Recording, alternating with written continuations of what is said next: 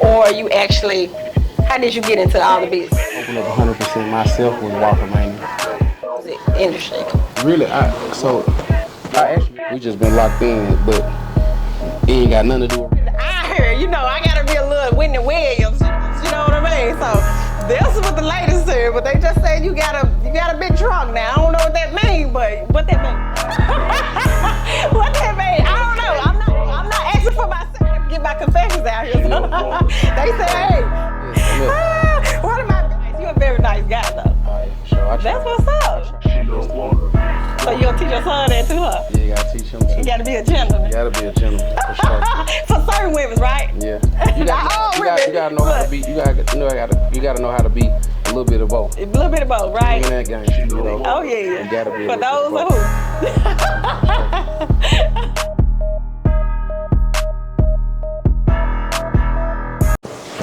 Okay, this is CWoods. This is my first episode, and I got my boy C-Bo in here, and he got Walker Mania, he got Waffle Mania, he got Reservation, and he has Atlanta Seafood. So we just gonna collaborate and talk a little bit, about my boy C-Bo on my podcast. So C-Bo, how you doing? I'm doing good. How about you? And where you from? I'm from Memphis, Orange Mound. You were born and raised in Orange Mound? Yeah. How you get to restaurants and everything you got going on now? What motivates you to get to that? I know you were saying that you was a younger kid or whatever, somebody motivate you. Did you have anybody to motivate you, or you actually, how did you get into all the business at a young age? Really just growing up, around a lot of people that was entrepreneurs and stuff like that. One of the people I ended up brushing shoulders with was Lafayette, the guy that owned Ching's Highway. Oh, okay. Yeah, so he ended up helping me one time on I was a little trouble youth, so I had got in some trouble at one point, and he got me a job to keep me out of jail. And I worked there for a little minute and helped him out or whatever, and I took a liking to it. Oh, okay. What was your first spot that you opened up in Memphis? First spot I opened up 100% myself was Waffle Mania. I started on a food truck. Oh, okay. Food truck first, right? Mm-hmm. How long you been in the game? This is 11 years. 11? Mm-hmm. Okay, 11 years. So 10 years in a brick and mortar, then I started a year first in a food truck. So I've been doing it 11 years. Okay, so what would you think would be your most lesson that you learned from the, Waffle Mania and your food trucks and stuff like that? What was your experience? I started out being so hands-on to the point where I actually was like, I think my biggest, when you say biggest experience to my life, as far as like the good or the bad? Both, the good or the bad. What you learned out of these 10 years, because I know for a fact that you're not the same person you were 11 years ago. No, for sure. So just to start out, I started out doing all the work myself, all the labor and stuff myself. Mm-hmm. So I was always there, probably the first 4 or 5 years into it, I just was there like sun up, sun down myself. Mm-hmm. Because the hardest part is the employees. Yeah. That's the hardest part, like depending on other people to be there, things like that. But just growing now to where you at now, you just kind of, you kind of weed through it. Now you can figure out who dependable on who not, mm-hmm. But that was the hardest part, was just finding the right crew, finding the right dependable people. Okay. You've been kind of, over the years you've been successful. I see you jump from one business to the other. Well, you got one in Atlanta too, right? Yeah, so I opened up something in Atlanta. Actually would have opened in 2020. Mm-hmm. But COVID came and kind of slowed it down a lot. But so I did that in 2020. But we just opened up earlier last year in 23 or whatever the case is. So pretty cool. I did that with my partner, Lil Baby. Okay. How you and Baby, collaborate, knew each other, y'all grew up together, or what? Nah. So I met him at one point in my life. I was doing like a little artist management type stuff. Oh, okay. And I met him whatever on that type of tip, and we just locked in from there. Oh, okay. So when you say management, what did you do in that management? We could go, what did you do in the management to, connect with other people in the music industry? Really, I actually, like I said, I started, just working with like At the time was like Black Youngster, you know, like Moneybag Yo. Then I ended up meeting Young Boy, started doing work with him, whatever the case. But I quickly like found out it wasn't for me though. Okay. You know what I'm saying? I ain't really do it too long. It wasn't really like for me. You know, like certain things for certain people, I'm kind of like a boss of my own. So it's like trying to like work for someone and you know, on their time you got to kind of move on their accord, how they move or whatever the case is. It's kind of hard for me to adapt. So it didn't really work out for me, but you know, it was cool to learn experience. I got the network and learn and you know meet people, build relationships and stuff like I just said, like me and Lil Baby, of course. Like, you know, I met him on that time, but we ain't on that type of time. Like a real good friend of mine, like a brother almost, you know. Okay. Like my brother at this point, you know. So how y'all actually connect? You know what I mean? Because I know you said you got into the music biz, but for you to open up a restaurant with him, you had to connect with him, right? Yeah, that's what I'm saying. It was like we kind of like from the same type of cloth. Oh, you know, okay. I met him. He really went on a rapper time.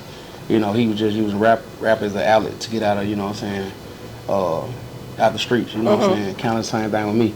I was using the management to get out the streets. You know, in the restaurant business, all this stuff to get out the streets. So kind of like we just took a genuine liking to each other, just a good feel. You know what I'm saying? You kind of can real recognize real. So it's like we just been locked in, but it ain't got nothing to do with rap. Like we don't talk about rap, we don't discuss it or nothing. It's like my real brother. We talk about family, you know, dope.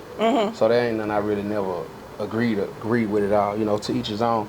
But me personally, like I always try my best to.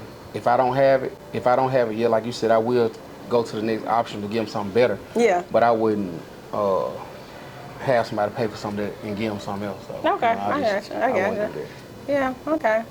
Yeah, you're a good dude on the street though. But everybody say you're a good dude. You're aware of your own and all that. So one more confession that the ladies want me to ask you. So this just what I heard. You know, I gotta be a little Whitney Williams. You know what I mean? So this is what the ladies said, but they just said you got a big trunk now. I don't know what that means, but what that mean?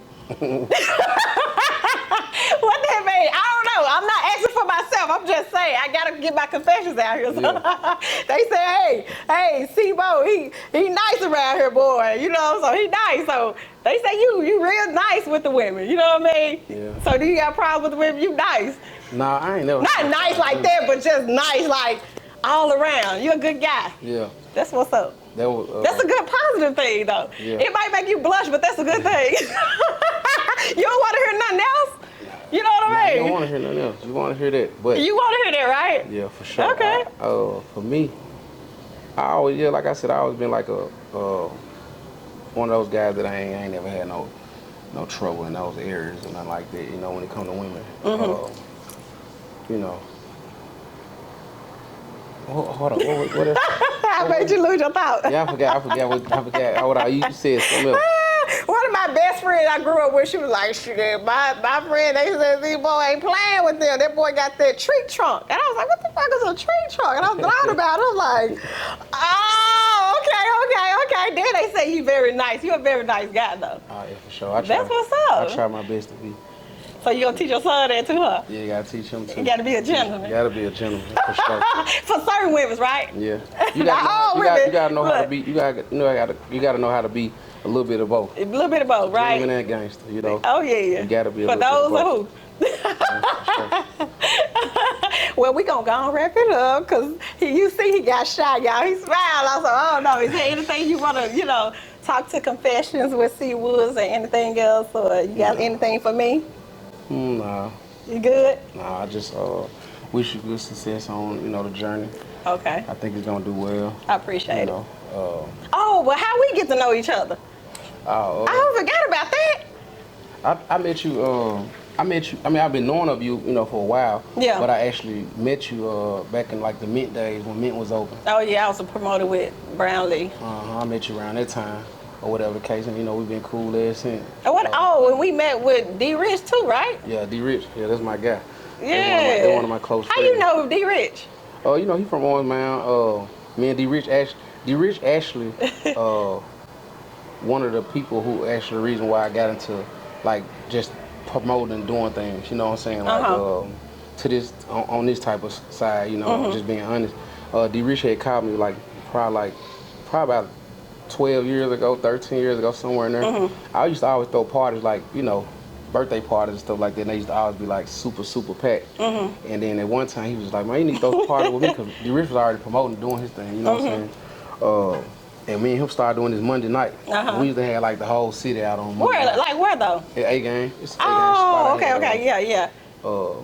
Start, you know, throwing events at whatever. That was in 2000, I want to say 2013. D Rich been out there for a while. Yeah. You know he gave me my name, CWoods. For real? Oh yeah, he gave me Rich a good guy. CWoods. We graduated together, so he a pretty cool guy. Yeah, that's my guy. That's a good, authentic dude right there. I'm talking about solid as they come. Oh yeah. So we're gonna wrap it up, y'all. I got my boy Sebo, a great guy, and thank you. You're welcome. That's it. Next time on Confessions. Next time on Confessions.